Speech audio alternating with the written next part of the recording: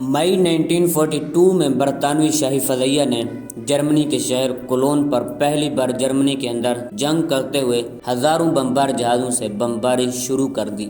اگلے 3 سالوں تک اتحادی فضائیہ نے منظم طریقے سے صنعتی تنصیبات اور تمام تر ریخ کے شہروں پر بمباری کی اور جرمنی کے بیشتر شہری علاقوں کو 1945 تک کھنڈرات میں تبدیل کر دیا۔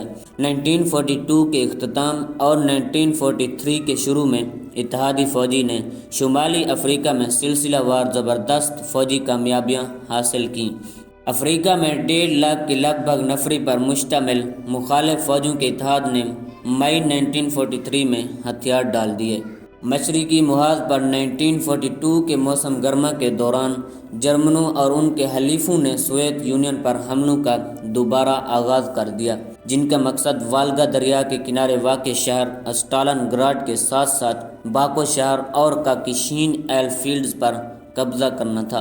1942 کے موسم گرما کے آخر تک دونوں محاذوں پر جرمن حملے رک گئے۔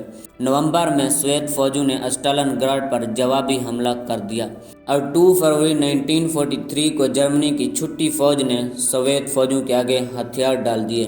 جرمن فوجوں نے جولائی 1943 میں ایک اور حملہ کرسک پر کیا۔ یہ تاریخ کی سب سے بڑی ٹینکوں کی جنگ تھی، لیکن سوویت فوجیوں نے یہ حملہ ناکام بنا دیا اور فوجی برتری حاصل کر لی، جو انہوں نے پوری جنگ عظیم کے دوران برقرار رکھی۔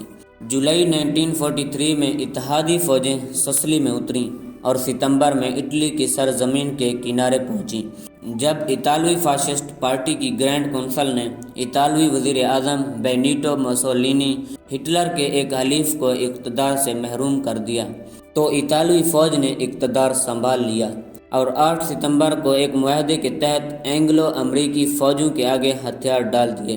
اٹلی میں موجود جرمن فوجوں نے جزیرہ نما کے آدھے شمالی حصہ کو اپنے کنٹرول میں لے لیا اور مزاحمت جاری رکھی۔ موسولینی کو، جسے اطالوی فوجی حکام نے گرفتار کر لیا تھا، جرمن ایس ایس کمانڈوز نے ستمبر میں آزاد کرا لیا۔ جرمن نگرانی میں ایک نیم فسطی کٹ پتلی حکومت تشکیل دی۔ جرمن فوجوں نے 2 مئی 1945 کو ہتھیار ڈال دینے تک شمالی اٹلی پر اپنی گرفت قائم رکھی۔ 6 جون 1944 ڈی ڈے کو ایک بڑی فوجی کارروائی کے حصے کے طور پر اتحادی افواج کے 1.5 لاکھ سے زائد فوجی فرانس میں اترے۔ فرانس کو اگست کے آخر میں آزاد کرا لیا گیا تھا۔ 11 ستمبر 1944 کو امریکی فوجیوں کے پہلے دستے جرمنی میں داخل ہوئے۔ امریکی فوجی سوویت فوجیوں کے مشرقی سرحد سے جرمنی میں داخل ہونے کے بعد پہنچے۔ دسمبر کے وسط میں جرمنوں نے بیلجیم اور شمالی فرانس میں ایک ناکام جوابی حملہ کیا، جسے بالج کی لڑائی سے جانا جاتا ہے۔ اتحادی ممالک کی ہوائی فوجوں نے نازیوں کی صنعتی تنصیبات پر حملے کیے، جیسے آشویٹس کیمپ، مگر گیس چیمبروں کو نشانہ نہیں بنایا گیا۔ سوویت فوجوں نے 12 جنوری 1945 میں ایک شدید حملے کا آغاز کیا، جس کے دوران مغربی پولینڈ کو آزاد کرا لیا گیا اور ہنگری جرمن حلیف کو ہتھیار ڈالنے پر مجبور کر دیا گیا۔ وسط فروری 1945 کو اتحادی فوجوں نے جرمنی کے شہر ڈریسڈن پر بمباری کر کے 35,000 کے لگ بھگ شہریوں کو ہلاک کر دیا۔ امریکی فوجیوں نے 7 مارچ 1945 کو رائن دریا پار کر لیا۔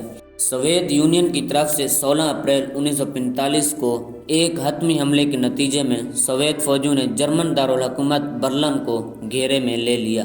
جب سوویت فوجی لڑتے ہوئے ریخ چانسلری میں داخل ہوئے تو ہٹلر نے 30 اپریل 1945 کو خودکشی کر لی۔ جرمنی نے 7 مئی 1945 کو مغربی اتحادیوں کے آگے رائن کے مقام پر اور 9 مئی کو برلن میں سوویت فوجوں کے آگے غیر مشروط طور پر ہتھیار ڈال دیے۔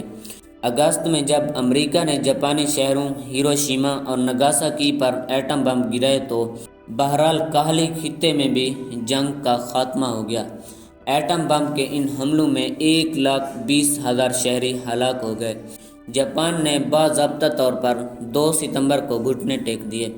دوسری جنگ عظیم کے نتیجے میں دنیا بھر میں تقریباً 5.5 کروڑ افراد ہلاک ہوئے۔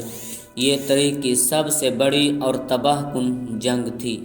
امید کرتا ہوں یہ انفارمیٹیو ویڈیو آپ کو پسند آئی ہوگی۔ اگر ویڈیو پسند آئی ہے تو لائک کر دیں اور چینل کو سبسکرائب کر دیں۔ اپنا بہت سارا خیال رکھیے گا۔ اللہ نگہبان۔